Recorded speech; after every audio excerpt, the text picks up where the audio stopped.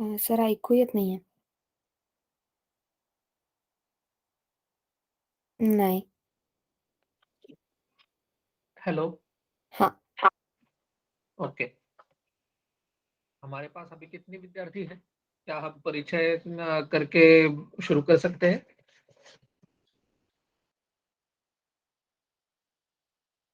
आत्ता 5 जणांची ॲडमिशन झाली. आता या दोघी जणी आत्ता जॉइन झाल्यात. बाकीचे होतील अजून एक 5-10 मिनिटात. ओके. ट्रेन असल्यामुळं थोडं पुढं-मागं जॉइन होतात त्यांचे. मग थांबूया का सुरू करूया? सुरू करूया. बरं. आत्ता तोपर्यंत मराठीतून जरी घेतलं तरी सुद्धा चालणार आहे. बरं. कोणी हिंदी किंवा असं कोणी आहे का? म्हणजे हिंदीतून घ्यायला? हां, मुस्कान म्हणून आहे, ती फक्त हिंदी आहे. ती खरं एक बरं. जरा 7-7:30 ला जॉइन होते, तिची ट्रेन असल्यामुळं. ठीक आहे.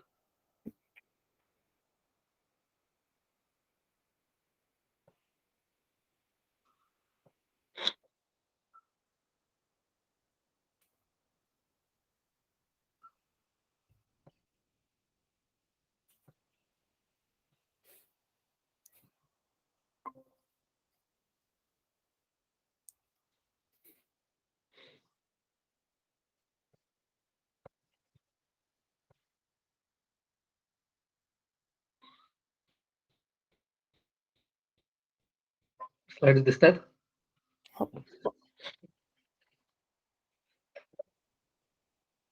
नमस्ते. मी वैद्य शौनक साने. आजचा आपला विषय आहे त्रिविध ज्ञानोपाय. ज्ञानोपाय असं म्हणताना संधी अगदी सोपा आहे. ज्ञानाचे उपाय.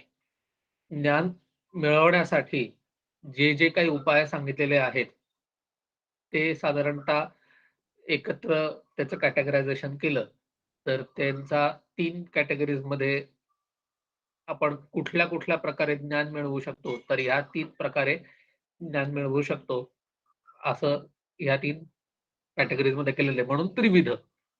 3 प्रकारच्या ज्ञानाचे उपाय आहेत. 3 ज्ञानाचे उपाय आहेत. म्हणून हे ज्ञानाचे उपाय बघताना सामान्य व्यक्तीला किंवा सामान्य व्यक्ती कशाप्रकारे ज्ञान मिळवतो, असे हे उपाय आहेत. त्यातला पहिला म्हणजे अध्ययन, म्हणजे स्वतःच स्वतः शिकणं. जे काही आपल्याला शिकायचं आहे, ते स्वतः पठण करणं, पाठांतर करणं, त्याचं मनन करणं, त्याचा अर्थ समजावून घेणं, असं जे काही आहे, ते स्वतःच स्वतः करणं, कोणाचीही इतरांची मदत न घेता, म्हणजे अध्ययन. अध्यापन म्हणजे कोणाकडून तरी शिकून घेणं. एकदा अध्ययन पूर्ण झालं, की आपल्या गुरुजनांकडून किंवा आपल्या शिक्षकांकडून हे सगळं शिकून घेणं. याच्याने अध्ययनामधले राहिलेल्या ज्या काही त्रुटी असतात, त्या निसंशय होतात. आपल्याला तो विषय अजून चांगल्या प्रकारे कळू शकतो. गुरुकडून आपल्याला शिकल्यामुळे त्याच्यामधले अजून काही बारकावे जे असतील, ते आपल्याला कळतात. आणि संभाषा म्हणजे गुरुकडून आपल्याला शिकत असताना सुद्धा काही गोष्टीमध्ये या राहतात, की ज्या कळलेल्या तेव्हा कळतात असं वाटतं, पण त्या खरं तर कळलेल्या नसतात. जेव्हा आपण एकमेकांशी चर्चा करतो किंवा एकमेकांना, की "हां, अरे हे असं नाहीये, हे असं आहे." हे जेव्हा पटवून देण्याचा आपल्याला आपण जेव्हा प्रयत्न करतो, तेव्हा अजून चांगल्या प्रकारे आपण अजून 2-4 उदाहरणं देतो, की जेणेकरून समोरच्याला तो विषय पटेल, कळेल अशा अर्थी. तर असं जेव्हा आपण करतो, तेव्हा तो विषय आपल्याला अजून चांगला समजतो. त्याच्या विषयातलं अजून चांगलं ज्ञान आपल्याला होतं. त्याच्यामुळे अध्ययन, अध्यापन आणि संभाषा ह्या 3 प्रकारचे उपाय यांच्याद्वारे आपल्याला कोणत्याही प्रकारचं ज्ञान होत असतं. आता मूळ विषयाकडे जाण्याच्या अगोदर एक थोडासा एक प्री हे म्हणून आपण एक हे सांगूया, की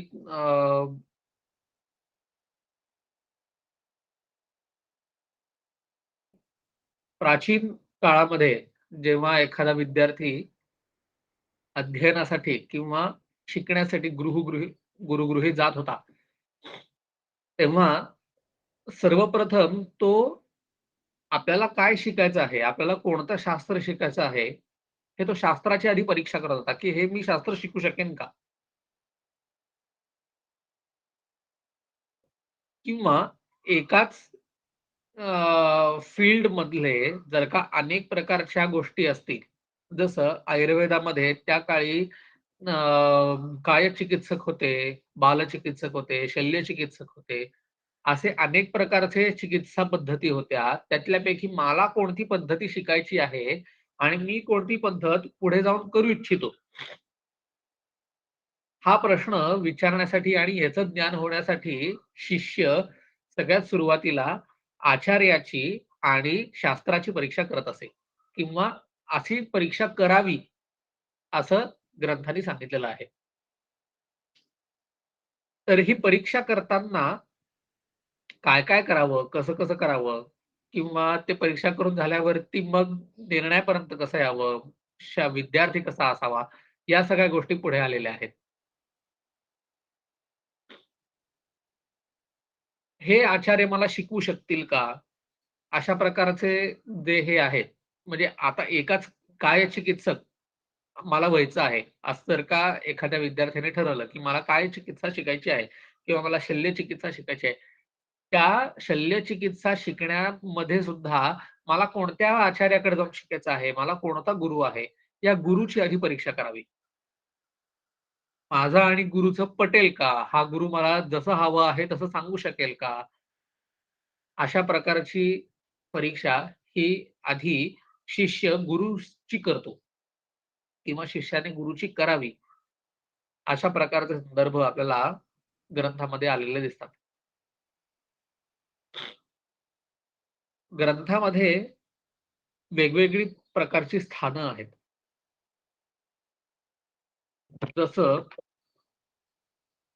तुम्ही आता फर्स्ट इयरला चरक संहिता आणि अष्टांग हृदय या 2 संहितांची सूत्रस्थानं शिकत आहात.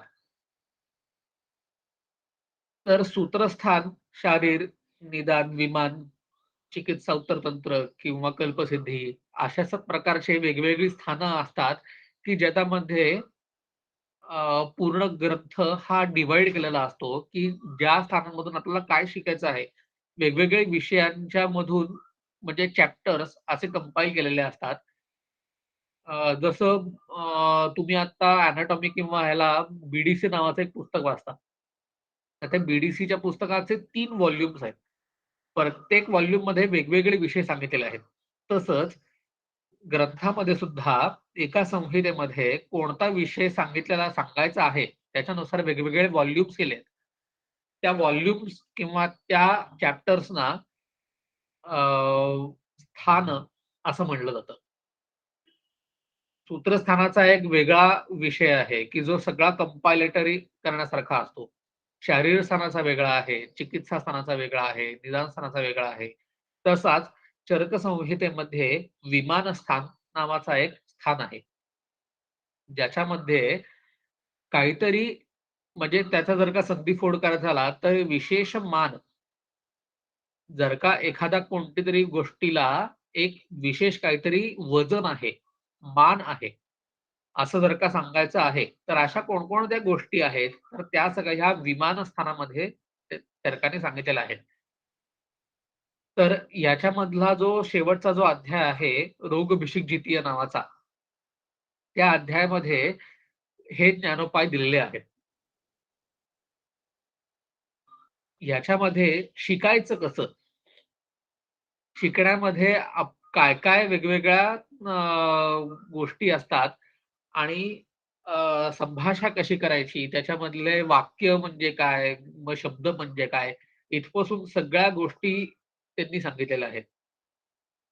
2 शब्दांचे एकत्र आल्यावरती अर्थ कसा बदलतो किंवा कसा बदलायचा, अशा प्रकारचे तंत्र वाचताना काय-काय वेगवेगळे अर्थ हे केले जातात. कसे-कसे अर्थ काढायचे असतात. ह्या सगळ्या गोष्टी ह्या अध्यायामध्ये सांगितलेल्या आहेत. तर त्याच्यामधलं सुरुवातीचा प्रकरण हे ज्ञानोपाय असं हे प्रकरण त्यांनी सांगितलेलं आहे.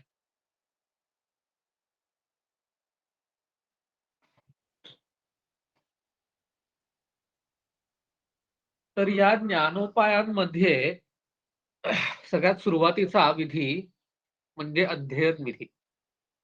सगळ्यात सुरुवातीला काय करायचं? कोणतंही ज्ञान मिळवण्यासाठी सगळ्यात सुरुवातीला काय करायचं? तर स्वतःनी शिकायला सुरुवात करायची.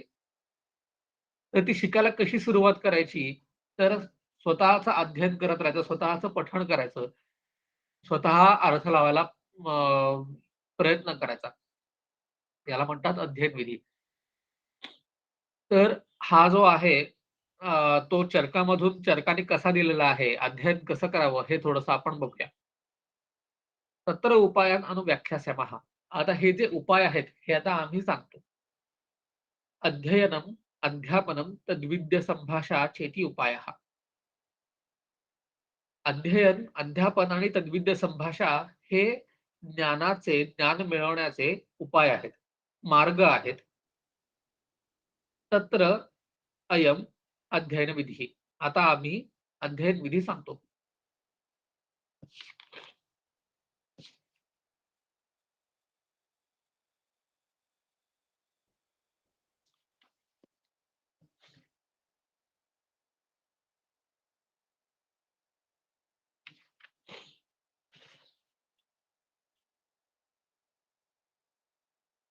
ओके.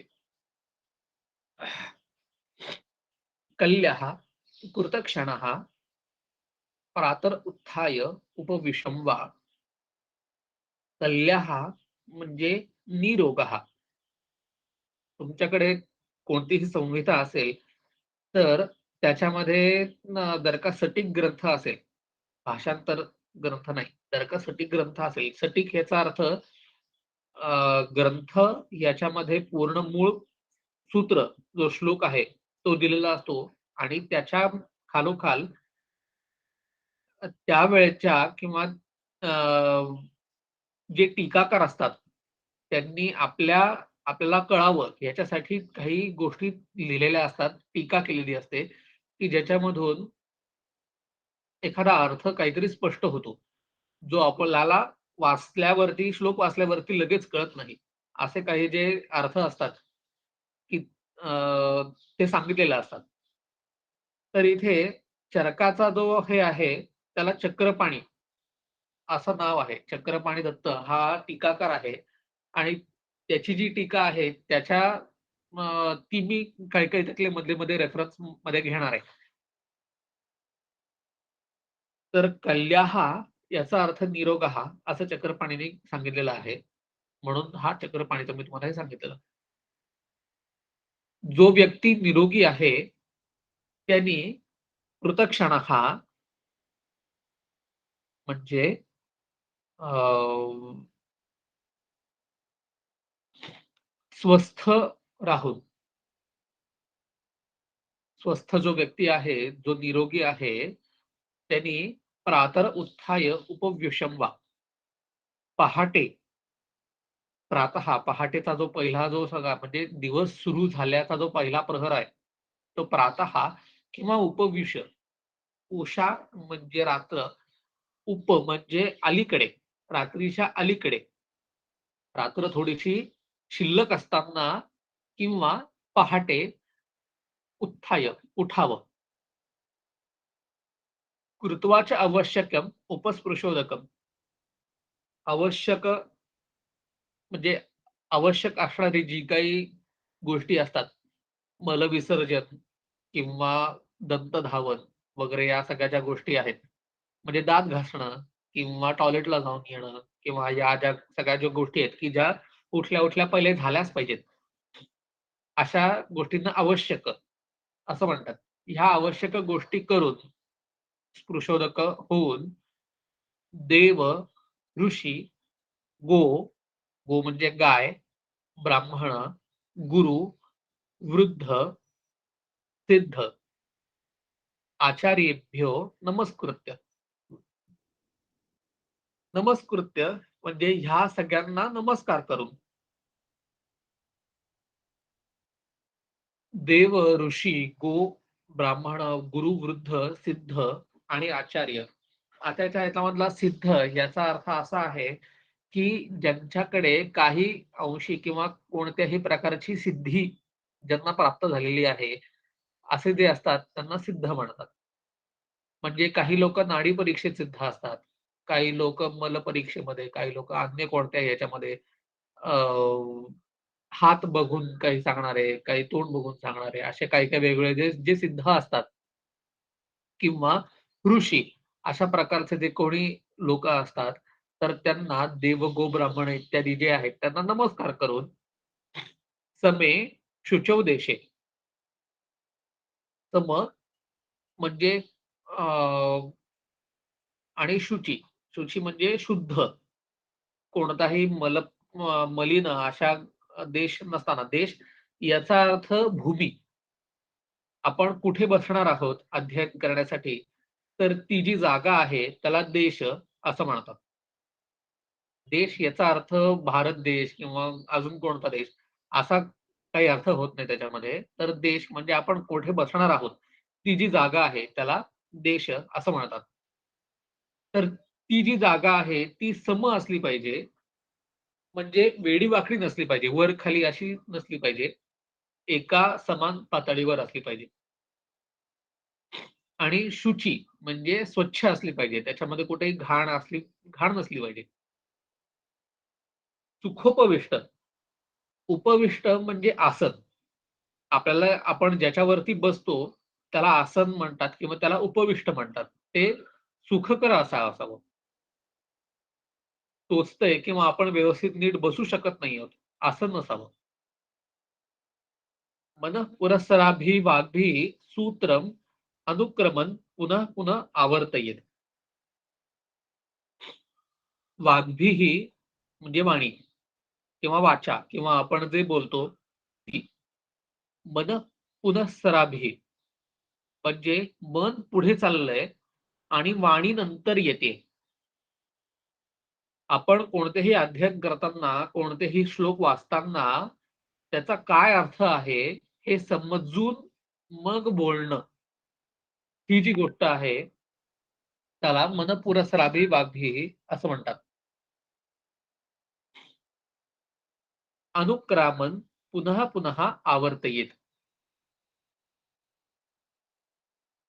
एकच मिनिट.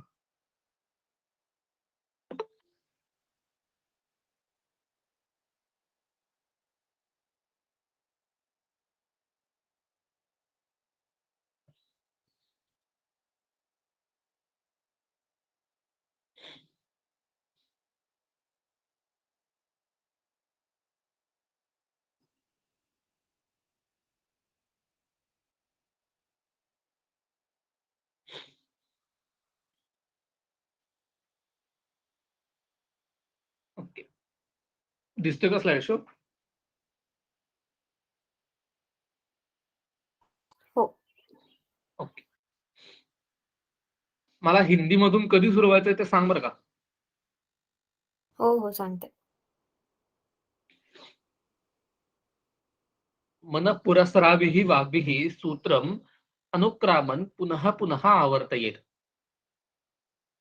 अर्थ समजून घेऊन आपण काय वाचतोय, ब्लाइंडली न बोलता किंवा ब्लाइंडली न पठण करता आपण काय वाचतोय हे नीट समजून घेऊन मग पुन्हा पुन्हा आवर्तेत परत त्याचं आवर्तन करत राहायचं. बुद्ध्वा सम्यक अनुप्रविश्य अर्थतत्त्वं स्वदोषपरिहरणार्थं परदोषप्रमाणार्थं च. हे सगळं कशासाठी करायचं? तर जो अर्थ आहे तो सम्यक कळण्यासाठी. सम्यक याचा अर्थ कोणताही त्याच्यामध्ये दोष न राहता किंवा जसं आहे तसंच कळलं. त्याच्या वेगळं काही जर का हे कळत असेल, तर ते चालणार नाही. जो अर्थ अपेक्षित आहे, जो अर्थ अभिप्रेत आहे, तसाच अर्थ कळणं म्हणजे सम्यक. तर व्यवस्थित अर्थ समजणं, कळवून किंवा असा अर्थ समजून घेऊन स्वदोष परिहारार्थ स्वतःमध्ये जे दोष आहेत, की असा-असा अर्थ जर का कळला नसेल, तर किंवा असं असं पठण करायचं नसेल, असे जे काही दोष असतील ते स्वदोष परिहारार्थ, ते कमी करण्यासाठी, त्यांचा दोषांचा परिहार करण्यासाठी आणि परदोष प्रमाणार्थ, जो अन्य कोण जो व्यक्ती असेल त्यांच्यामधले जे दोष असतील ते दाखवून देण्यासाठी, की हे चुकीचं आहे, हे अशा गोष्टी नाहीयेत. मी जे सांगतोय त्या गोष्टी ज्या आहेत त्या सांगून देणं असं जे आहे हे करण्यासाठी. एवं मध्यंदिने अपराह्णे रात्रौ च शश्वत अपरिहापयन् अध्ययनम् अभ्यसेत. हे असं कधी करायचं तर मध्यंदिने, दिवसाच्या मध्यकाळी, अपराह्णे म्हणजे संध्याकाळी, रात्री च शश्वत. शश्वत याचा अर्थ कधीही ब्रेक न घेता कंटिन्युअस, अपरिहापयन म्हणजे वेळ न घालवता कंटिन्युअस हे अध्ययन हे चालूच राहिलं पाहिजे. अध्ययनम अभ्यसेत. हे जे काही अध्ययन जो सांगितलेला आहे, म्हणजे अध्ययन म्हणजे काय तर पठण करत राहायचं. नुसतं ब्लाइंडली पठण करायचं नाही, तर नीट समजून घेऊन पठण करायचं आणि पठण करत राहायचं. याचा अर्थ अध्ययन. किती अध्ययन विधी. स्वतः करण्यासारखी ज्या गोष्टी आहेत, त्या अध्ययन विधीमध्ये सांगितलेल्या आहेत. काय करायचे आहेत, तर स्वतःनी अध्ययन करत राहायचं. स्वतःनी पठण करत राहायचं, श्लोक म्हणत राहायचे. पण नुसतेच नाही, ब्लाइंडली नाही, त्याचा अर्थ समजून घेत श्लोक म्हणत राहायचे. आता अध्यापन विधी. अध्यापन विधी अध्यापने कृतबुद्धी आचार्यः शिष्यम् एव आदितः परीक्षेत. आता मागे जसं सांगितलं, की अ, शिष्य सुरुवातीला गुरुची परीक्षा करतो, की मला कोणत्या गुरुकडे शिकायला जायचं आहे किंवा कोणता गुरु मला शिकवू शकेल, मला जसं अभिप्रेत आहे, मला जसं अपेक्षित आहे, मला पुढे जाऊन काय करायचं आहे, हे जर का मला माहिती असेल, तर मी गुरुची आधी परीक्षा करू शकेन.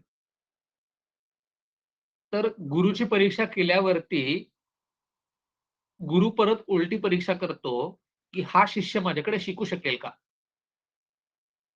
किंवा हा शिष्य शिकण्यालायक आहे का? तर अध्यापन करण्यासाठी अध्यापन आता मला तुम्ही मला त्यातल्या गोष्टी काही ज्या कळल्या नाहीयेत, त्या तुम्ही मला आता शिकवा. असं जेव्हा आपण गुरुकडे जातो किंवा आता तुम्ही मला शिकवा, असं जे आहे, तर त्याच्यासाठी हा शिकू शकेल का? ह्याच्यासाठी सुरुवातीला हा अध्यापन विधीची सुरुवात जी आहे, ही शिष्याची परीक्षेपासून आहे. तर शिष्य कसा असावा, असं पुढे सगळं वर्णन त्यांनी केलेलं आहे, की असा जर का शिष्य असेल, तरच त्याला अध्यापन करावं, तरच त्याला शिकवावं. म्हणजे थोडक्यात शिष्यानी कसं असावं, हे इथे सांगितलेलं आहे. आता तुम्ही सगळे इथे शिष्य आहात, तर तुम्ही शिकताना कसं-कसं असायला पाहिजे, हे थोडक्यात इथे तुम्हाला त्यांनी सांगितलेलं आहे. प्रशांत, अतिशय शांत चित्ताचा असावा शिष्य. आर्य प्रकृती. आर्य याचा अर्थ अ,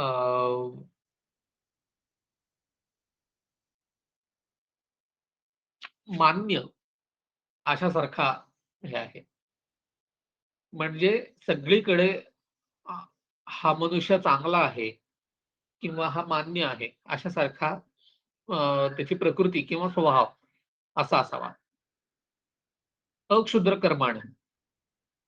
क्षुद्र म्हणजे नीच, वाईट अशी कर्म न करणारा. अक्षुद्र कर्माण. अशी जी काही वाईट कर्म असतील ती न करणारा असं असावं. ऋजू, चक्षु, मुख, नासामौशम, तनू रक्त विशद जिव्हा. त्याचे जे चक्षु आहेत किंवा जे मुख आहे किंवा नासावंश, नासा म्हणजे नाक आणि नासावंश म्हणजे नाक सरळ असावं अशासारखा जो आहे. रुजू म्हणजे सरळ, वेडं-वाकडं नसावं. कारण पठण करणार आहोत. तर पठण करताना एका शब्दाचा जर का वेगळा उच्चार केला, तर त्याचे वेगवेगळे अर्थ निघू शकतात. आणि मग जेव्हा तुम्ही पुढे जाऊन शिकवाल किंवा पुढे ही विद्या जेव्हा आपण अ, तुमच्या शिष्यांना तुम्ही जर का शिकवाल, तर ती वेगळी शिकवली जाऊ नये. अशासारखे ज्या काही गोष्टी असतात, त्याच्यासाठी या सगळ्या गोष्टी सांगितलेल्या आहेत, की चक्षु, मुख, नासामांश वगैरे ज्या सगळ्या गोष्टी ज्या आहेत, ह्या रुजू पाहिजेत, सरळ पाहिजेत, एका रेषेत पाहिजेत. तनु रक्त विशद जिव्हा. जिव्हा जी आहे, जीभ जी आहे, ती तनु म्हणजे पातळ पाहिजे. जाड अशी जीभ नसावी, कारण त्यांनी उच्चारामध्ये प्रॉब्लेम येतो. आरक्त असावी. विशद म्हणजे स्वच्छ असावी. त्याच्यामध्ये कोणताही मुळे अ, ती जड किंवा अशी कोणत्याही प्रकारची नसावी. जेणेकरून पठण करताना किंवा समोरच्याला सांगताना जो अर्थ अभिप्रेत आहे किंवा जो शब्द अभिप्रेत आहे, तो शब्द स्पष्ट त्याला ऐकू जावा किंवा समोरच्याला समजावा.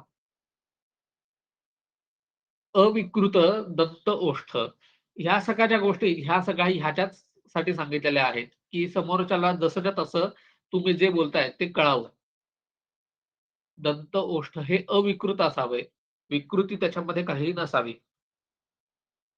अमिनमिन अडखळत बोलू नये किंवा अडखळत बोलणारा नसावा.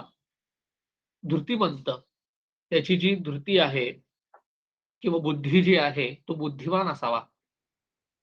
अनहुंकृत हुंकृत म्हणजे टाकून दिलेला. असा टाकून दिलेला असा कोणताही विद्यार्थी नसावा. तो सन्मानित असावा. त्याची प्रकृती आर्य असली पाहिजे. अशासारखा विद्यार्थी असावा. मेधावी मेधावी पाहिजे. वितर्क, स्मृती, संपन्न. त्याचा तर्क तर्क लावण्याची जी बुद्धी आहे, त्याला वितर्क म्हणतात. तर्क त्याला लावता आले पाहिजेत. ग्रंथ जे सांगतायत, ते कसे बघायचं रुग्णावरती हे त्याला समजायला पाहिजे. आणि स्मृती संपन्न असायला पाहिजे. जे आपण वाचलं आहे, ते पुढे जेव्हा आपण पेशंट बघणार आहोत, त्यावेळेस तिथे आठवलं पाहिजे. त्याच्यामुळे स्मृती संपन्न असायला पाहिजे. उदार सत्व असा असावा. तद्विद्य कुलजम अथवा तद्विद्य वृत्तम. तद्विद्य याचा अर्थ त्याची जाणकारी असणारे जे काही असतात. तर त्याच्यामधल्या कुलज म्हणजे वैद्यक जे काही कुळ जे असतील, त्यांच्यामध्ये जन्म झालेला तरी असावा किंवा वैद्यक कुळ किंवा वैद्य एखादा कसा अ, वर्तन करतो, त्याचं वागणं कसं असतं हे माहिती आहे. आपण किंवा अ, हे कोणीतरी जवळून बघितलेलं आहे, अशा कुळातला असावा. तत्वाभिनिवेशम जी तत्व सांगितलेली आहेत, ती व्यवस्थित समजून घेणारा असावा. अव्यंग व्यंग म्हणजे विकृती थोडक्यात. तर विकृती कोणतीही नसलेली पाहिजे. शारीरिक विकृती कोणतीही नसलेली पाहिजे. म्हणजे हात-पाय नाहीयेत, अशासारखे जे आहे, ती कोणतीही विकृती नसायला पाहिजे. कारण पेशंट बघताना सगळ्या इंद्रियांचा, सगळ्या शरीराचा वापर करणं अपेक्षित आहे किंवा अ, सगळ्याकडून परीक्षा करणं हे गरजेचं असतं रुग्णाची. त्याच्यामुळे सगळे अवयव यथायोग्य असणं वैद्याचे ही फार गरजेची गोष्ट असते. त्याच्यामुळे ती जर का कुठलीही गोष्ट नसेल, तर त्या गोष्टीमधून जो कळणारा जो अर्थ असतो किंवा त्या गोष्टीमधून त्या एखाद्या हातच नसेल, तर स्पर्श करणार कसा रुग्णाला? अशासारखे जे काही वेगवेगळे असतील, तर त्याच्यामधून जे कळणारे जे अर्थ आहेत, हे समजण्यासाठी तो सगळ्या अ, अंगांनी युक्त असा पाहिजे. अव्यापन्न इंद्रिय, त्यांची कोणतीही इंद्रिय ही व्यापन्न म्हणजे बिघडलेली थोडक्यात, अशी असू नयेत. सगळी इंद्रिय आता कोणती आहेत? तर ज्ञानेंद्रिय, कर्मेंद्रिय अशा 2 प्रकारांमध्ये इंद्रियची सांगितलेली आहेत. जी अ, डोळे बघण्यासाठी किंवा कान ऐकण्यासाठी अशासारखे जे काही 5 इंद्रिय आहेत, ते आणि हस्त, पाद, त्वचा, जीव हे हे जे आहेत, हे सगळे जे ज्ञानेंद्रिय, कर्मेंद्रिय जे आहेत, हे इंद्रिय अव्यापन्न किंवा अविकृत असणं म्हणजे आता डोळ्यांनी बघता येत नसेल, असं काही शिष्य असू नये. निर्भृतम, अनुद्धतम, अर्थतत्वभावकम, अकुपनम. अनुद्धत याचा अर्थ उद्धट असू नये. अर्थतत्वभावकम, अकोपन. अर्थतत्वभावक म्हणजे जो अर्थ म्हणजे तत्व जे आहे, जे काही सांगायचं आहे ग्रंथाला, तर व्यवस्थित समजून घेणारा असावा. अकोपन म्हणजे कोपन याचा अर्थ चिडका असा असू नये. अव्यसनीनम कोणतंही व्यसन असं त्या शिष्याला असू नये. शील, शौच, आचार, अनुराग, दक्ष, प्रादक्षिण्योपपन्नम.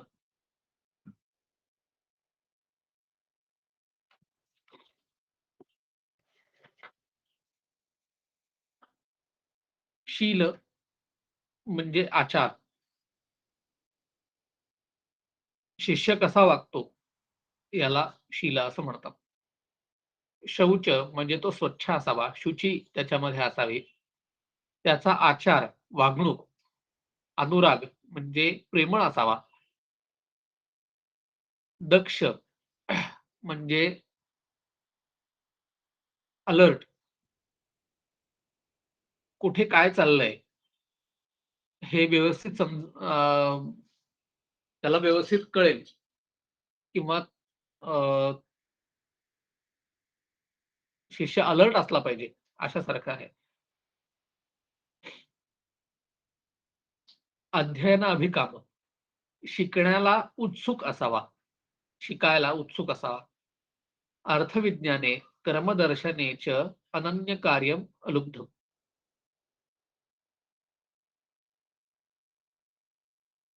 नुसतंच शिकायचं नाहीये, तर त्याच्यामधला जो धन कमावण्याची जी काही टॅक्टिक्स आहेत किंवा कसं कमवायचं किंवा कसा अर्थ प्राप्त करून घ्यायचा, असं जे काही आहे किंवा कर्मदर्शने जे काही वैद्य कर्म करत असतो, पंचकर्म करत असतो किंवा अजून कोणते कर्म तिथे त्या कुळामध्ये चालत असतील, तर ती जी सगळी कर्म आहेत, ती तो नीट बघणारा असा असावा आणि ते कामं करताना अन्य कोणत्याही कामामध्ये त्याचं लक्ष असू नये. तीच कामं जी चालू आहेत, ती व्यवस्थित बघणारा असा असावा. अनलस, आळशी नसोय. सर्वभूत हितैषणम. सर्व भूत म्हणजे प्राणी मात्र जे काही असतील, त्यांचं हित इच्छिणारा असा असावा. आचार्य सर्व अनुशिष्ट प्रतिकरम अनुरक्तम च.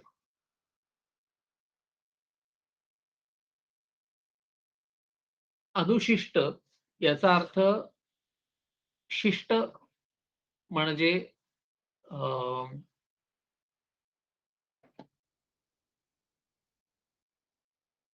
काय सांगू आचार्यांना जो मान्य किंवा हे असं शिष्यानी करावं, अशासारख्या ज्या गोष्टी आहेत, की ह्या शिष्यानी करायला पाहिजेत, याबरोबर अशा गोष्टी आहेत. अशा ज्या काही गोष्टी असतात, त्या करणारा असा असावा. एवं गुणं समुदितं अध्याप्यमाहुः. अशा गुणांनी जर का शिष्य युक्त असेल, असा गुणांना असे जे काही गुण आहेत, हे जर का शिष्यामध्ये असतील, तरच त्याला अध्याप्य म्हणजे अध्यापन करावं, म्हणजे शिकवावं.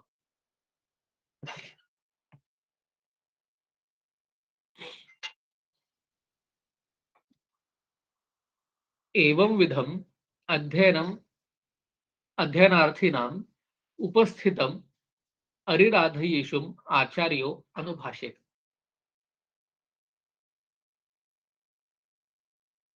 आता पूर्वी जे काही शिष्याचे जे गुण आहेत, हे जे सांगितलेले आहेत, त्यांनी जर का शिष्य युक्त असेल, हे सगळे गुण जर का शिष्यामध्ये दिसत असतील, तर पुढे त्याला आचार्यांनी शिकवावं किंवा अनुभाषेत सांगावं पुढच्या सगळ्या गोष्टी, की या सगळ्या आता गोष्टी तू इथं आलेला आहेस, तर आता तू कसं असावं, कसं वागावं, काय-काय करावं, या सगळ्या गोष्टी त्याला सांगाव्यात. कोणत्याही गोष्टीची सुरुवात ही एखाद्या चांगल्या मंगल अशा होमानी किंवा कर्मानी अशी केली जाते.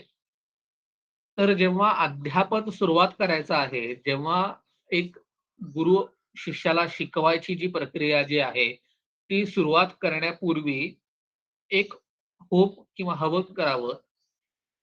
ते कसं करावं, काय-काय करावं, हे आता पुढे त्यांनी दिलेलं आहे. त्याच्या आधी शिष्य कसा असावा, शिष्याची वागणूक त्या गुरुगृही कशी असावी, हे त्यांनी दिलंय. उदगयने म्हणजे उत्तरायणामध्ये. उत्तरायणामध्ये शिक्षणाला सुरुवात करावी. शुक्ल पक्षामध्ये जो मास चालू आहे, जो महिना चालू आहे, त्याचे शुक्ल आणि कृष्ण असे 2 पक्ष असतात. पहिले जे 15 दिवस असतात, ते शुक्ल पक्ष असतात आणि पुढचे जे 15 दिवस असतात, ते कृष्ण पक्ष असतो. प्रशस्ते अहनी. अहनी म्हणजे दिवस. चांगला दिवस, प्रशस्त असा दिवस शोधून शिष्य, हस्त, श्रवण, अश्वयुज्य अन्यतमेन नक्षत्रेण. शिष्य म्हणजे पुष्य नक्षत्र, हस्त, श्रवण, अश्विनी अशा कोणत्याही चांगल्या नक्षत्र आहे असं बघून भगवती शशिनी कल्याणे, कल्याणेच्या करणे. त्याच्यामध्ये चंद्र जो आहे हा कल्याणकारी आहे. आता हा तिथे जे मुहूर्त किंवा अशा ज्या बघण्याच्या ज्या काही गोष्टी आहेत, त्याच्यामधला काहीतरी एक भाग असावा, की जो ज्याच्यामध्ये चंद्र हा कल्याणकारी कधी असतो आणि कधी नसतो, हे बघता येईल.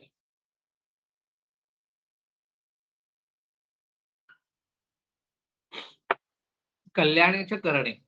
कर्ण हा वेळेचा एक भाग आहे.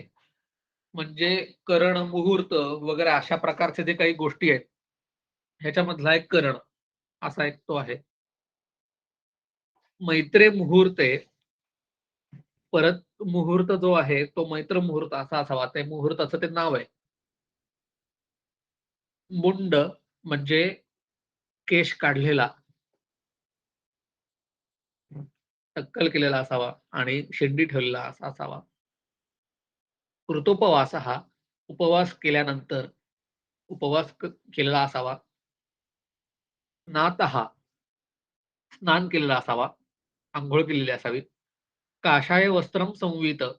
काषाय म्हणजे ऑरेंज अशासारखी वस्त्र, भगवी वस्त्र परिधान केलेला असावा किंवा एक लाल अशी एक छटा त्याच्यामध्ये आहे.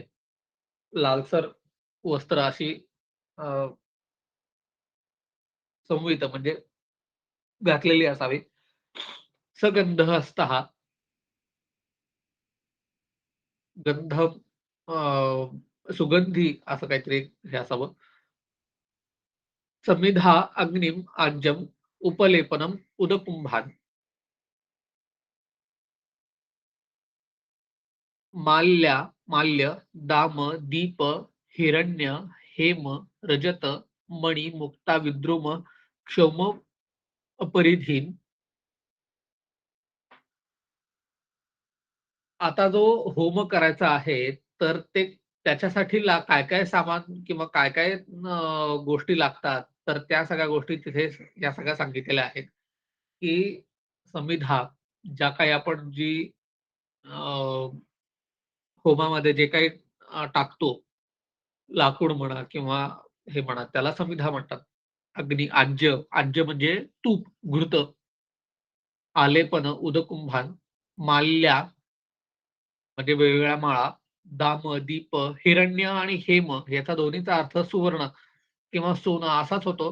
तर त्याच्यामधला भेद याचा खाली परत चक्रपाणीनी टीका ह्याच्यामध्ये दिलेला आहे, की घटित आणि अघटित.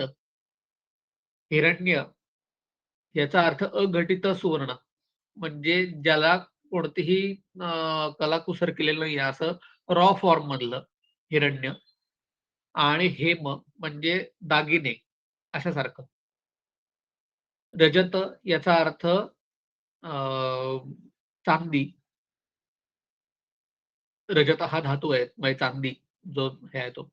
मणी, मुक्ता, मुक्ता म्हणजे फुलं किंवा मोती, विद्रुम, क्षौम, परिधीन,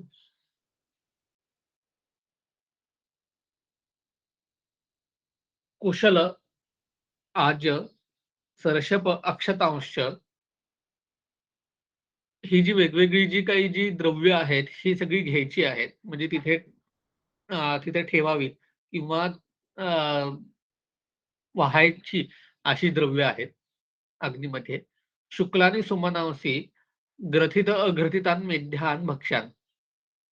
शुक्लानी सुमनांसी, सुमनांसी म्हणजे फुलं, शुक्ल म्हणजे पांढरी, पांढरी फुलं घ्यायची आहेत किंवा वाहायची आहेत.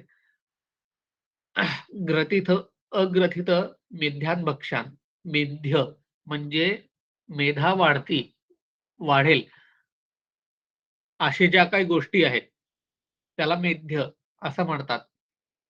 तर भक्ष्यान म्हणजे ज्या काही खाण्याच्या गोष्टी आहेत त्यातल्या मेध्य ज्या काही खाण्याच्या गोष्टी आहेत, त्या गंधांश्च घृष्टान आदयोः उपतिष्ठ सेवेत. त्या तिथे ठेवलेल्या असाव्यात. तथा कुर्यात. या सगळ्या कराव्यात अशा गोष्टी आहेत.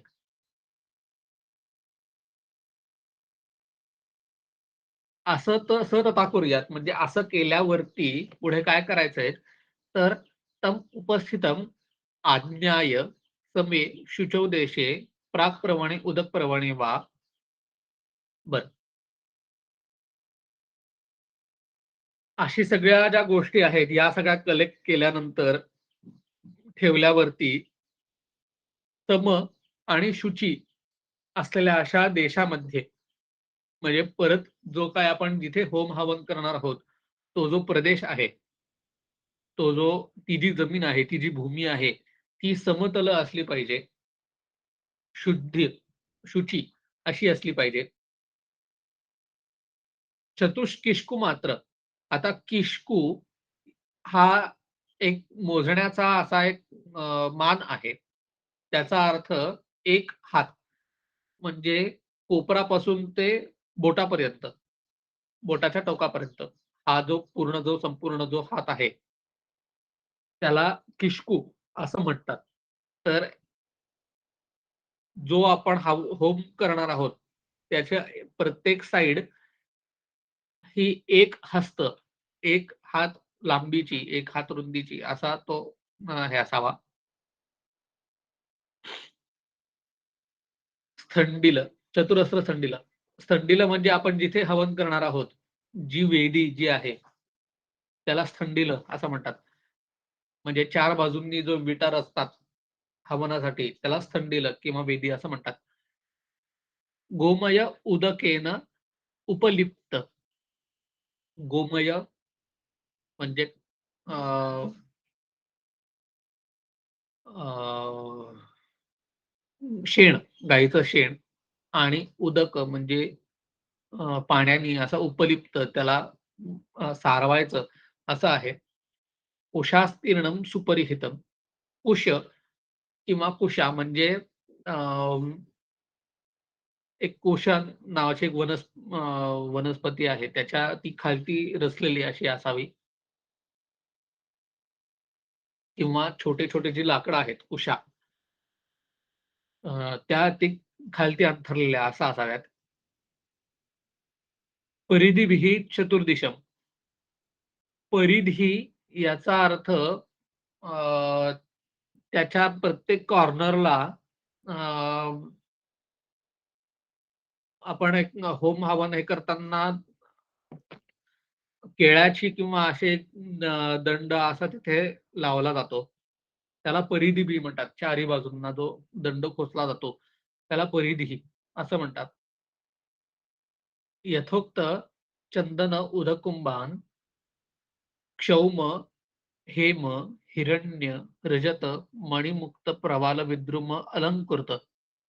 जसं पूर्वी सांगितलेलं आहे,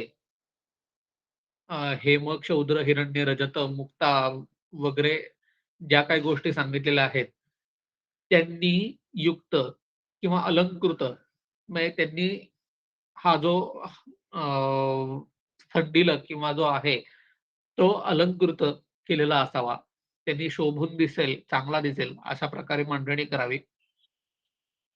मेध्यभक्ष, गंध, शुक्ल पुष्प, लाजा, लाजा म्हणजे लाह्या, सर्षप, सर्षप म्हणजे मोहोरी, अक्षतांश्च, अक्षता ज्या आहेत, त्या उपशोभितम कृत्वा. परत ते अलंकृत, उपशोभित अशा सगळ्या गोष्टी ज्या आहेत, या अशा चांगल्या प्रकारे मांडणी करून तिथे ठेवलेल्या असाव्या. तत्र पालाशिभिः, इंगुदैः, इंगुदीभिः, औदुंबरादिभिः, माधुकैभिः वहा, समिद्भिः अग्निम् उपसमाधाय. आता पलाश, इंगुदी, औदुंबर आणि मधुक ह्या 4 ज्या वनस्पती सांगितलेल्या आहेत, यांच्या समिधा वापरायच्या आहेत. ह्या सगळ्या वनस्पती शुभकारी अशा किंवा होमासाठी वापरल्या जाणाऱ्या अशा वनस्पती आहेत. प्रांगमुख म्हणजे पूर्वेला तोंड केलेलं असावं. शुचिः अध्ययनविधीं अनुविधाय.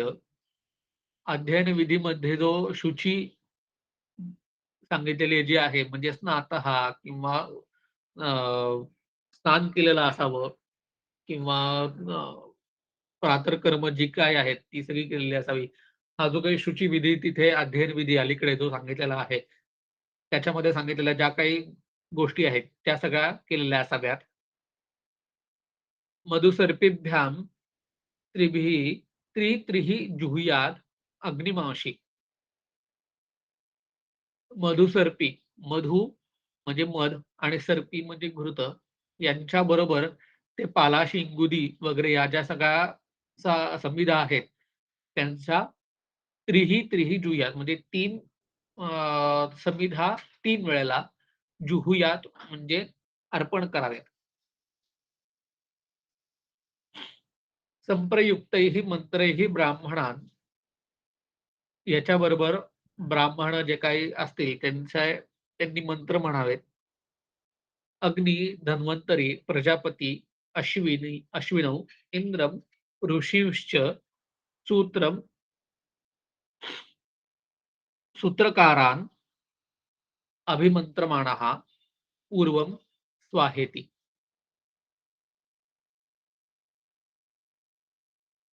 अग्नी इत्यादी जे काही जे सांगितलेत, त्यांना या सगळ्या गोष्टी अर्पण करायच्या आहेत. त्यांच्या नावं घेतल्यानंतर म्हणजे अग्निम स्वाहा असं म्हटल्यानंतर मग 3 ज्या काही 3 संविधा ज्या आहेत, त्या स्वाहा करायच्या. धन्वंतरी स्वाहा, प्रजापती स्वाहा असं प्रत्येकाचं नाव घेत प्रत्येकाला ह्या सगळ्या संविधा अर्पण करायच्या आहेत. आधी गुरूनी करायच्या आणि मग शिष्यानी करायच्या. शिष्यश्च एनम अवलंबेत. शिष्यानी नंतर करायच्या. हुत्वाच हवन केल्यानंतर हुत्वा म्हणजे हवन केल्यानंतर प्रदक्षिणम अग्निम उपरिक्रमित उपरिक्रामित अग्नीच्या भोवती प्रदक्षिणा घालायच्या. परिक्राम्य प्रदक्षिणा घालून झाल्यानंतर ब्राह्मणां स्वस्ती वाचेत. ब्राह्मण हे स्वस्ती वाचन करतात. स्वस्ती म्हणजे मंगल ज्या काही गोष्टी आहेत त्यांचं वाचन करतात. भिषजाश्च अभिपूजयेत. जे काही द्रव्य आहेत, औषधं आहेत, त्यांचं पूजन करतात.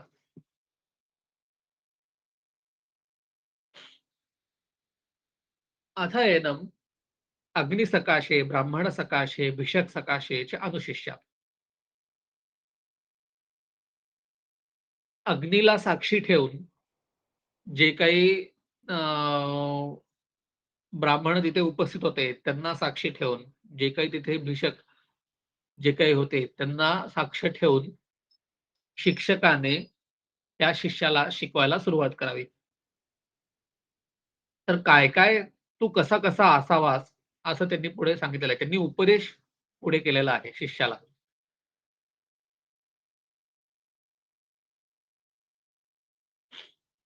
ब्रह्मचारिणा ब्रह्मचारी तू असावास, ब्रह्मचारी रहा.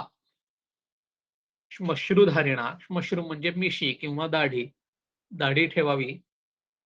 सत्यवादिना, सत्य नेहमी सत्य बोलत राहावं, बोलावंस. अमांसादेन, आद म्हणजे भक्षण करणं किंवा खाणं. मांस सेवन करू नकोस. मेध्य सेविना, मेध्य ज्या काही गोष्टी आहेत, त्यांचं सेवन कर. म्हणजे मेधा वाढणाऱ्या ज्या काही गोष्टी आहेत, त्यांचं सेवन कर. याच्यामध्ये आता पाठांतर किंवा पठणापासून अनेक गोष्टी आहेत. म्हणजे साक्षात काहीतरी द्रव्य खाणं पासून द्रव्य, अद्रव्य असं त्याला म्हणतात. म्हणजे काहीतरी साक्षात गोष्ट खाणं आणि अ, गोष्ट काही न खाता वेगवेगळे प्रयोग करणं किंवा अ, वेगवेगळ्या गोष्टी करणं, अशा ज्या काही आहेत त्याला अ, मिथ्य सेविना असं हे त्यांनी सांगितलंय. निर्मत्सरेण, अशास्त्रधारेण, मत्सरी होऊ नकोस. अशास्त्रधारेणा म्हणजे शास्त्राचं उल्लंघन करू नकोस. शास्त्राचा अपमान करू नकोस. न च ते मदवचनात किंचित कार्यम स्यात् अन्यत्र राजद्वेष्टात. प्राणहरात, विपुल अधर्म्यात, अस अर्थसंप्रयुक्तात अथवा अपि अर्थात. मदवचनात, मी सांगितलेलं असून सुद्धा असं कोणतंही कार्य करू नकोस. किंचित कार्यम, अकार्यम. किंचित अकार्यम असं कोणतंही कार्य करू नकोस. त्यात अन्यत्र किंवा असे कोणतेही अन्य ज्या काही गोष्टी आहेत, कोणकोणत्या तर राजद्विष्ट ज्या राजांनी सांगितल्यात किंवा जो काही तिथे शासनकर्ता जो काही असेल, त्यांनी सांगितलेल्या ज्या गोष्टी आहेत, त्यांच्या विरुद्ध कार्य करू नकोस. किंवा प्राणहारात ज्या काही गोष्टी आहेत, ज्यांनी तुझे प्राण जाऊ शकतील, असे कोणतेही कार्य करू नकोस, जरी गुरूंनी सांगितलेलं असेल तरी सुद्धा. अधर्म्य असं जे काही गोष्टी आहेत, म्हणजे धर्माला अनुसरून नसणाऱ्या ज्या काही गोष्टी आहेत, त्या काही तू करू नकोस. जरी गुरु सांगत असला तरी. मद अर्पणेन, मत प्रधानेन, मद अधीनेन, मत अर्पणेन म्हणजे मला तू अर्पण करून राहा. मत म्हणजे तुला ज्या काही गोष्टी मिळत असतील, त्या सगळ्या मला अर्पण कर. त्या मला सगळ्या दे.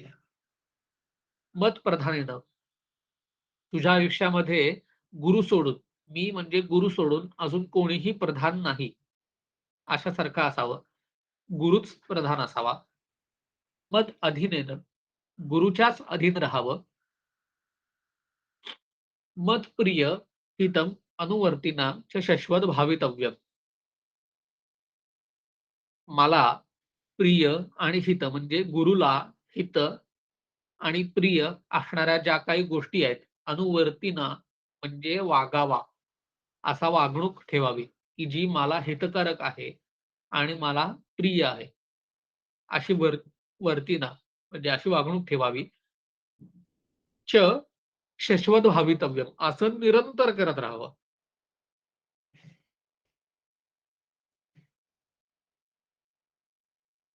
पुत्रवत, दासवत, अर्थीवच्च उपचारिता अनुवस्तव्योहम. माझ्याकडे राहताना पुत्रवत, माझ्या पुत्रासमान राहावास राहावंस. दासवत, माझा दास म्हणून राहावास. अर्थीवच्च, अ, ज्या काही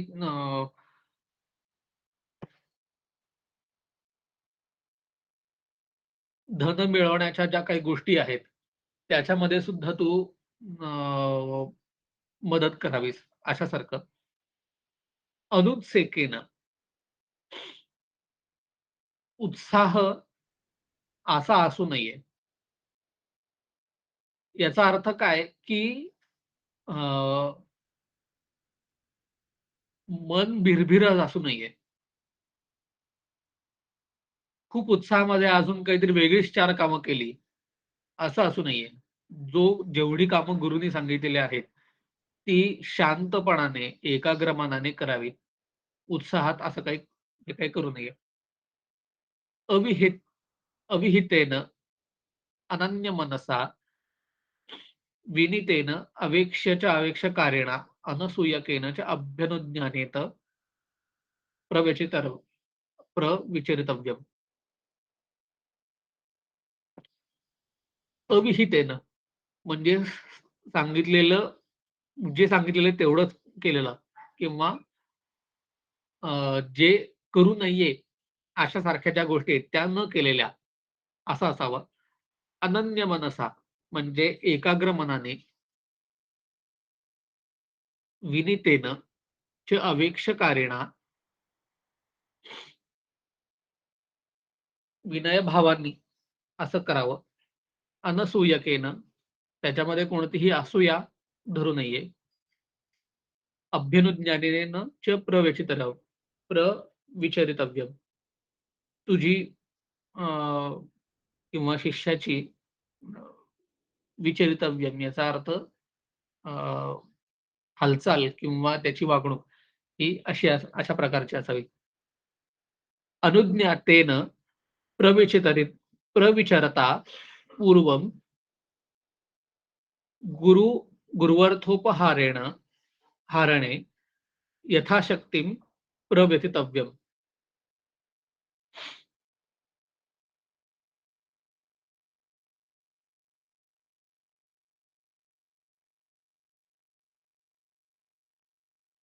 परमिशन घेऊन जेव्हा एखादा शिष्य गुरुगृहीच्या याच्या बाहेर पडतो, त्याच्या पूर्वी सुद्धा गुरूंनी जी काही कामं सांगितलेली आहेत, ती सगळी यथाशक्ती केलेली असली पाहिजेत, असा असावा. कर्मसिद्ध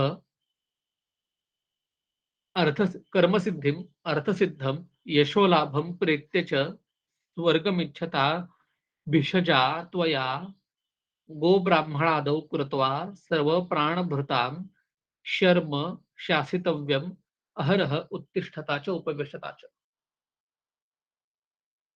त्वया म्हणजे तुला म्हणजे शिष्याला जर का कर्मसिद्धी जो काही शिष्य करणार आहे किंवा पंचकर्मासारख्या अनेक ज्या काही कर्म आहेत, त्याच्यामध्ये जर का सिद्धी म्हणजे नैपुण्य मिळवायचं असेल किंवा अर्थसिद्धी चांगल्या प्रकारे पैसा कमवायचा असेल, यशोलाभ जर का यश प्राप्ती करायची असेल, स्वर्गमिच्छता जर का स्वर्गप्राप्ती हवी असेल, तर ग्रो गोब्राह्मण आदौ म्हणजे गोब्राह्मण, सिद्ध ऋषी वगैरे जे सांगितलेले आहेत, त्यांना सर्व प्राणीभृतां म्हणजे सगळ्या प्राणी मात्रांच्या शर्म सुखासाठी अहरह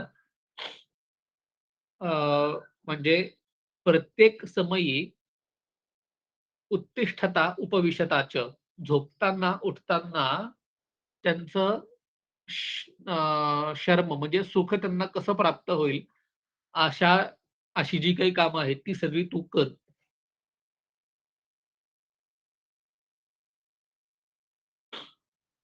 सर्वात्मनाच आतुराणाम आरोग्याय च प्रव्यथितव्यम.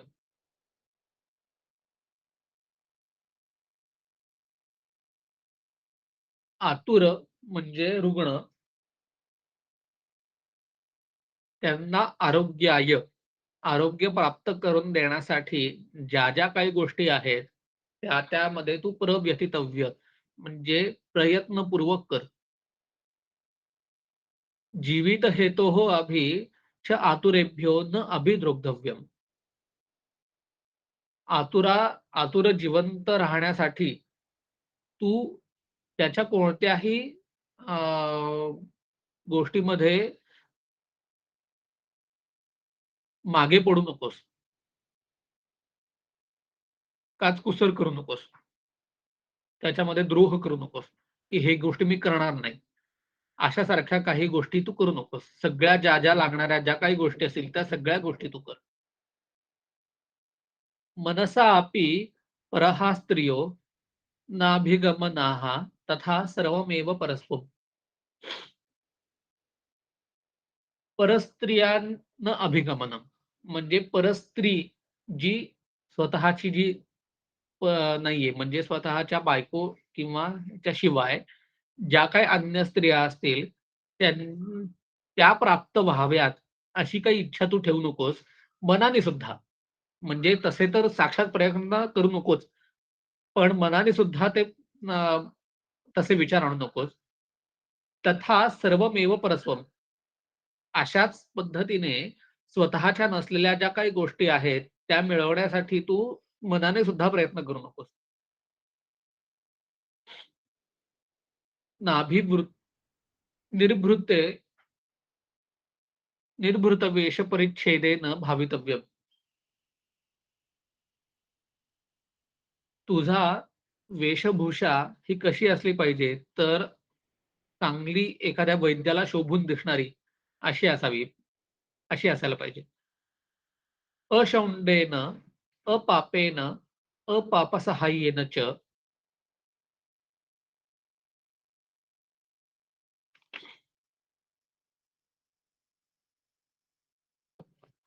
शौंड याचा अर्थ मद्यशाला, जिथे मद्य विकतात, अशा अशी जी काही जागा आहे ती. त्याच्यामध्ये तू जाऊ नकोस. अपापेन, पाप करू नकोस. पापसहाय्येन, पापामध्ये सहाय्यता करू नकोस. आणि कोण करत असेल तर त्याची सहाय्यता करू नकोस. श्लक्ष्ण, शुक्ल, धर्म्य, शर्म्य, धन्य, सत्य, हित, मित, वचसा. वचसा म्हणजे वाणी, म्हणजे बोल, असं तू बोल. कसं? तर श्लक्षण. श्लक्षण म्हणजे याचा शाब्दिक अर्थ गुळगुळीत असा होतो. म्हणजे कोणाला टोचेल अशी भाषा बोलू नकोस. शुक्ल म्हणजे चांगल्या प्रकारची. धर्म्य म्हणजे धर्माला अनुसरून. शर्म्य म्हणजे समोरच्याला सुख प्राप्त होईल अशासारखी. धन्य, सत्य, हित, मित म्हणजे थोडक्यात. मित म्हणजे थोडक्यात. अशी तू वाणी ठेव, असं तू बोल. देश काल विचारिणा, देश आणि कालाचं भाग ठेव. स्मृतिमता, ज्ञान, उत्थान उपकरणा संपन्नासु नित्यम यज्ञवता च.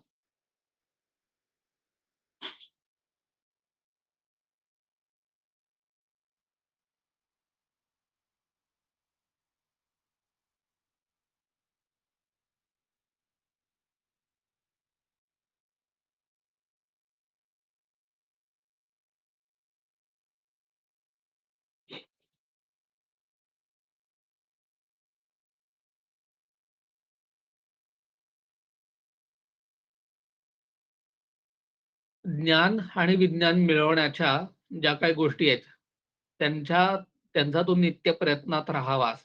म्हणजे ज्ञान आणि विज्ञान असं नित्य मिळवत राहावंस.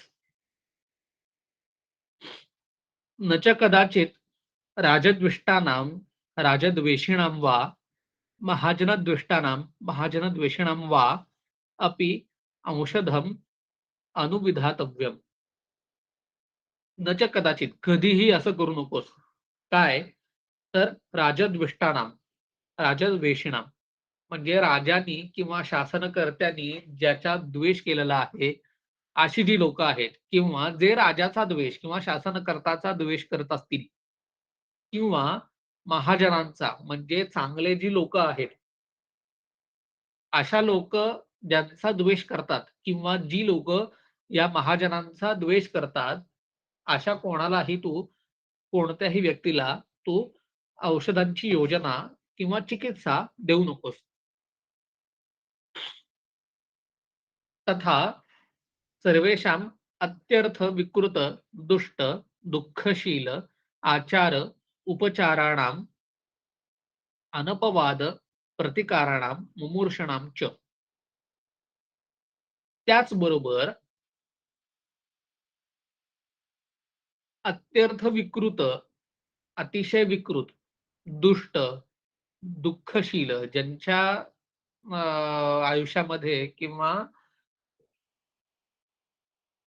ज्यांचा आचार हा दुःख देणारा असा आहे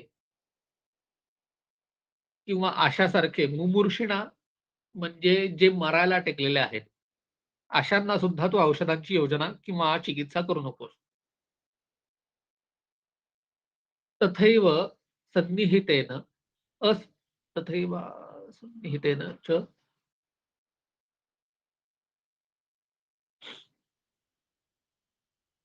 तथैव सन्निहितेषु सन्निहितेश्वराणां स्त्रीणाम् अध्यक्षाणां वा स्त्री बरोबर स्त्री रुग्ण जर का असेल, तर तिच्याबरोबर अध्यक्ष म्हणजे तिचा पती किंवा तिचा भाऊ किंवा अशासारखे कोणतेही तिचे नातेवाईक असल्याशिवाय तिच्या जवळ जाऊ नकोस. न च कदाचित स्त्रीदत्तम आमिषम आदातव्यम अनुज्ञातम भर्त्रा अथवा अध्यक्षेण. स्त्रीनी दिलेलं आमिष किंवा मांस हे कधीही खाऊ नकोस. भर्त्रा अथवा अध्यक्षेण अनुज्ञातम. ते तिचा भाऊ किंवा तिचा अध्यक्ष, तिचा पती ह्यांच्या अनुज्ञानाशिवाय म्हणजे यांच्या परमिशन शिवाय ते मांस खाऊ नकोस. याच्यामध्ये काहीतरी एक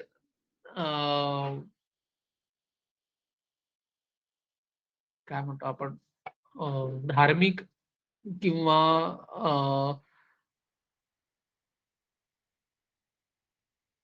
धर्मशास्त्रांमध्ये काहीतरी याचा काहीतरी रेफरन्स असावा, की जो म्हणजे आता जो मला माहित नाहीये, पण तो बघायला लागेल, की असं का?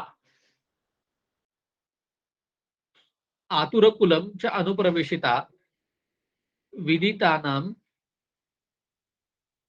अनुमतप्रवेशिना सार्धं पुरुषेण सुसंवितेन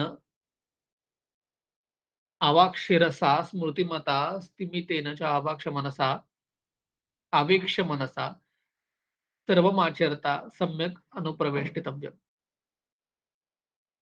आतुरा कुळामध्ये म्हणजे रुग्णाच्या घरी जर का तुम्ही जात असाल, तर तुमचा अ, कोणत्या गोष्टी ध्यानात ठेवायच्या आहेत, असं त्यांनी तिथे सांगितलेलं आहे. तर परिचित असलेल्या घरामध्येच तुम्ही प्रवेश करा किंवा परिचित असलेल्या व्यक्तींबरोबरच प्रवेश करा.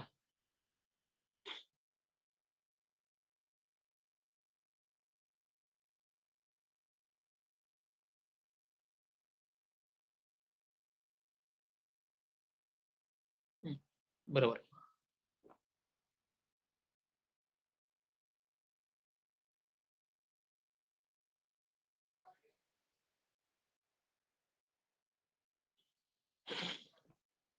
कलम एकच मिनिट हां.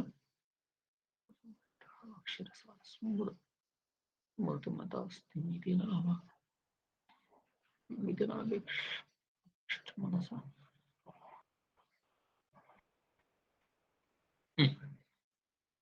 अनुप्रविश्य च वांग मनोबुद्धी इंद्रियाणी न क्वचित प्रणिधातव्यानी अन्यत्र. प्रवि अ, त्याच्या घरी प्रवेश केल्यानंतर, रुग्णाच्या घरी प्रवेश केल्यानंतर वाचा, मन, बुद्धी, इंद्रिय ही आतुराच्या अन्यत्र कुठेही भटकू नये. तुमची अ, तुमचं मन किंवा तुमची बुद्धी किंवा तुमची इंद्रिय म्हणजे कुठेही जाता-जाता किचनमध्येच किंवा हॉलमध्ये डोकावलं किंवा काय-काय आहे घरी असं बघू नये किंवा असं काही हे करू नये. तुमचं तुम्ही जे काम करायला आहात, आतुर परीक्षा करायला जे आलेले आहात किंवा रुग्णाची परीक्षा करायला जे आलेले आहात, तेवढंच फक्त काम करावं. आतर उपकारार्थात आतुर गतेषु अन्येषु च भावेषु न आत न च आतुरकुलप्रवृत्तयोः बहिः निश्चरितव्याः.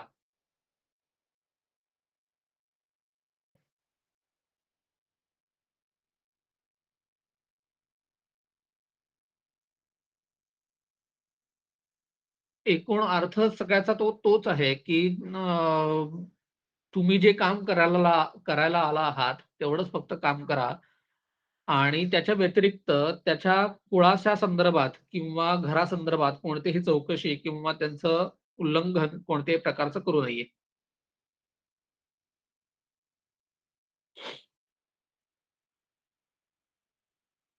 ऋषिदं च आयुषः प्रमाणात आतुरस्य जघनता अपि त्वया न वर्णयितव्यः. जर का आयुष्य जर का ऱ्हास होत असेल, म्हणजे जर का आयुष्य संपायला आलं असेल, तर वर्णयितव्या न च वर्णयितव्या म्हणजे त्याला तसं लगेच सांगू नये.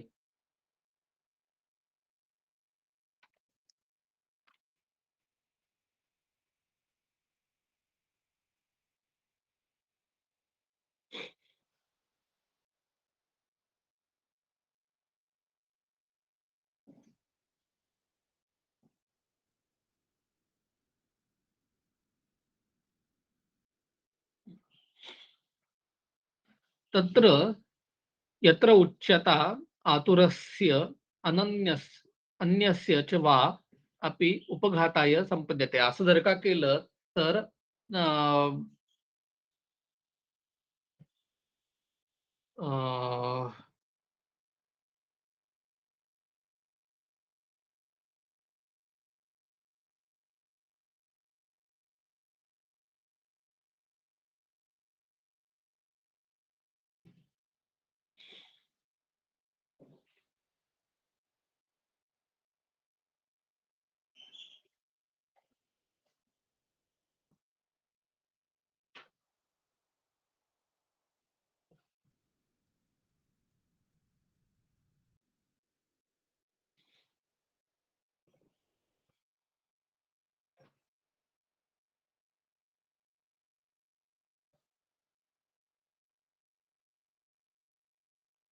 जर का आयुष्याचा ऱ्हास होत असेल, आतुराच्या आयुष्याचा म्हणजे रोगीच्या आयुष्याचा ऱ्हास होत असेल, आयुष्य संपत असेल, अशा रुग्णांकडे जर का तुम्ही गेलेला असाल, म्हणजे त्याचा मृत्यू जवळ आहे, असं जर का असेल, तर तो रुग्णाला सांगू नये. अशा केल्याने नॅचरली रोगी घाबरू शकतो किंवा रुग्णाचं मरण अलीकडे येऊ शकतं. उपघाताय संपद्यते. त्याचा घात होऊ शकतो. म्हणून असं न च वर्णयितव्यः. त्याचं वर्णन त्याचं सांगू नये. त्याला सांगू नये तसं.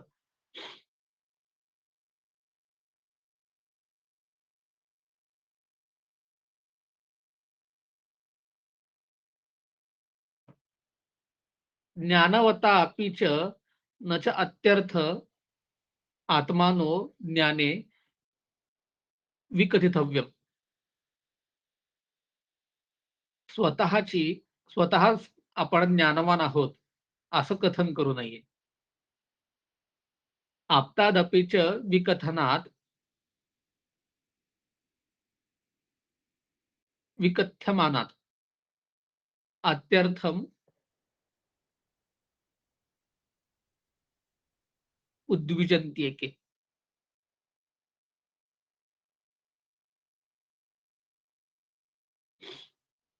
आप्त म्हणजे ज्यांचा शब्द किंवा ज्यांचं वचन किंवा जे काही सांगतायत ते प्रमाण आहे, जे योग्य आहे, असे जे काही लोकं सांगतात, जी लोकं आहेत, त्यांना आप्त म्हणतात, की जे जे सांगतात ते खोटं असू शकत नाही. अशासारखे जे काही लोकं असतात, त्या लोकांना आप्त म्हणतात. तर त्यांनी जर का सांगितलं, की हा ज्ञानवान आहे, तर त्याची पण उद्विजंती, उद्वेग होऊ नये, उद्विग्न होऊ नये किंवा भीती बाळगू नये.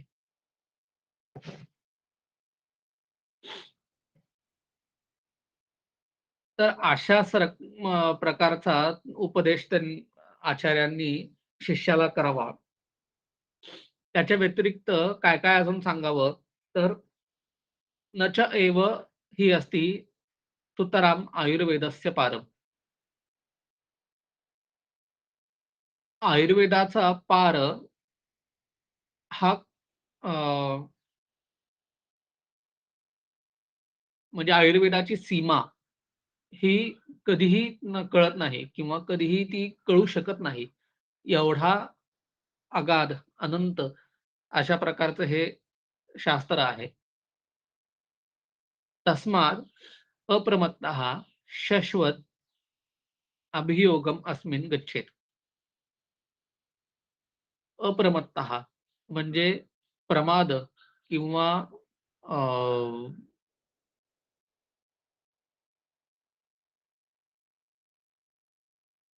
त्याच्या बाबतीत अहंकार बाळगून किंवा चुकीचे काही समज बाळगून न बाळगता शाश्वत म्हणजे कायम अप्रमत्तः असंच राहावं. एतच्च कार्यम ह्या सगळ्या ज्या गोष्टी सांगितलेल्या आहेत, ह्या हेच कर्तव्य आहे. ह्याच करण्याजोग्या आहेत. एवढंच करावं. याच्या व्यतिरिक्त अजून काहीही करू नये. एवं भूयश्च वृत्तसौष्ठवम् अनसूयता परेभ्यो अपगमितव्यम्.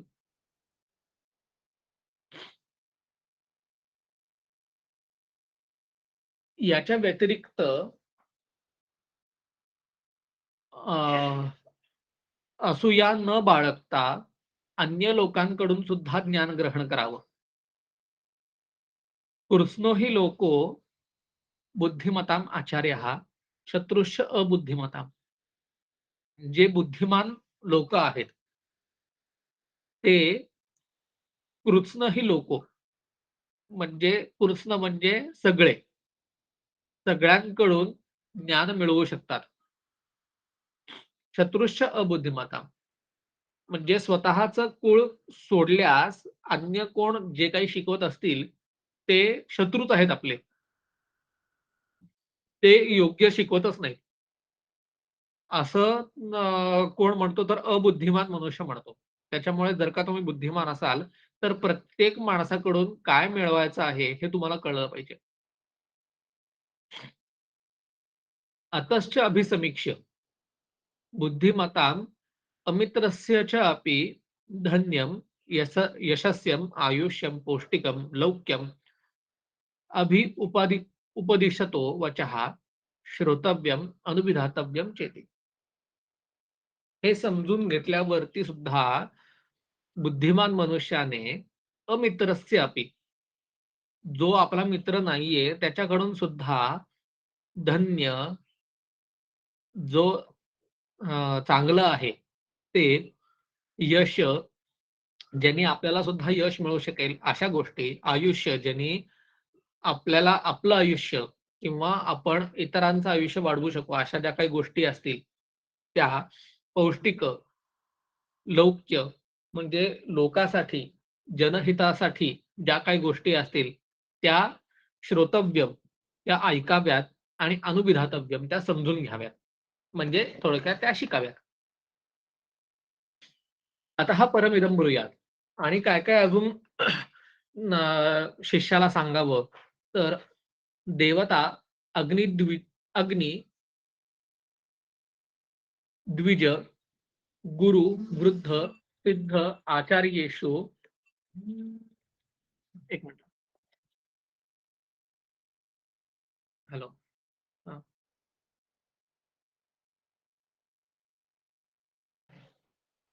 काय काय?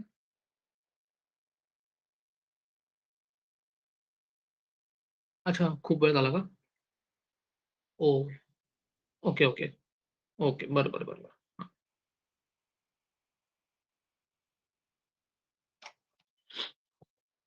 हॅलो. हां, खूप वेळ झाला बहुतेक. आपण आता इथे थांबूयात आणि पुढच्या लेक्चरमध्ये आपण ते सगळ्या गोष्टी परत पुढे कंटिन्यू करूयात. कोणाला काही अजून शंका असेल किंवा काही असेल तर?